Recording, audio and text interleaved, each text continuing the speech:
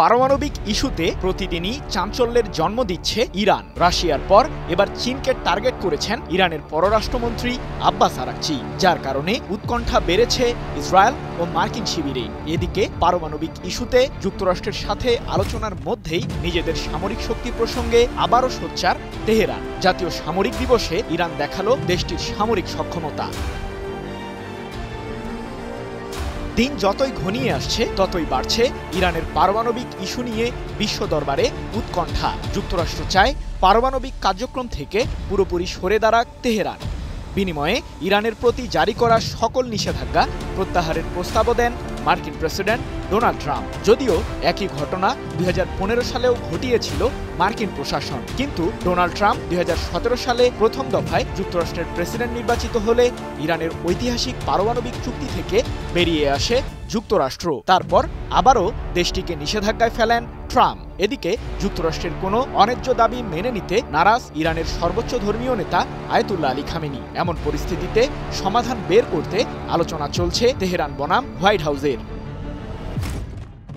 আঞ্চলিক নিরাপত্তা ও দেশীয় স্বার্থে ইরানের কৌশলগত বন্ধু রাশিয়া গত জানুয়ারিতেই রুশ প্রেসিডেন্ট ভ্লাদিমির পুতিনের সাথে কৌশলগত চুক্তি করেন ইরানের প্রেসিডেন্ট মাসুদ পেজেশকিয়ান, যার মাধ্যমে আগামী 20 বছর যাবৎ পারমাণবিক সহ বিভিন্ন খাতে ইরানকে সহযোগিতা করবে মস্কো। তারই ধারাবাহিকতায় এবার রাশিয়া সফরে গেছেন ইরানের পররাষ্ট্রমন্ত্রী আব্বাস আরাকচি। 17 এপ্রিল মস্কোতে যান ইরানের সর্বোচ্চ পর্যায়ের এই কূটনীতিক। এ সময় রুশ প্রেসিডেন্ট পুতিন ও দেশটির পররাষ্ট্রমন্ত্রী সের্গেই ল্যাভরভের সাথে বৈঠক করেন আরাকচি। বৈঠকে ইরানের পারমাণবিক ইস্যুতে তেহরানকে সব ধরনের সহযোগিতা করার আশ্বাস দেয় রাশিয়া।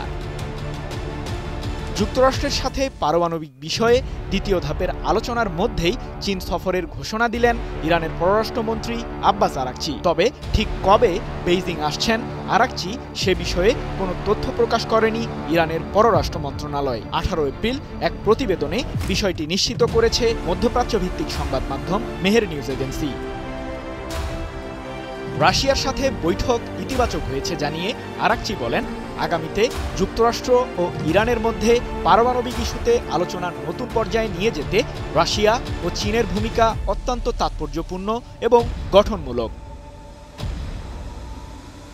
সম্প্রতি পারমাণবিক ইস্যুতে সমঝোতায় আসতে ইরানের সর্বোচ্চ ধর্মীয় নেতা আয়াতুল্লাহ আলী খামেনিকে চিঠি পাঠান মার্কিন প্রেসিডেন্ট ট্রাম্প। চিঠিতে ফিলিস্তিনের স্বাধীনতাকামী সংগঠন হামাস, লেবাননের সশস্ত্র গোষ্ঠী হিজবুল্লাহ ও ইয়েমেনের হুথি বিদ্রোহীদের সমর্থন বন্ধ করা, পাশাপাশি পরমাণু কর্মসূচি থেকে ইরানকে বেরিয়ে আসার আহ্বান জানান ট্রাম্প। তবে যুক্তরাষ্ট্রের একপাক্ষিক স্বার্থ হাসিল হয় এমন কোনো চুক্তিতে যেতে অস্বীকৃতি জানান খামেনি। এমন অবস্থায় ইরান যুক্তরাষ্ট্রের সাথে সমঝোতায় না গেলে তেহরান জুড়ে বোমা হামলা চালানোর হুমকি দেন ট্রাম্প। এ কাজে ইসরায়েলের প্রধানমন্ত্রী বেনিয়ামিন নেতানিয়াহুকে দায়িত্বও দেন মার্কিন শাসক।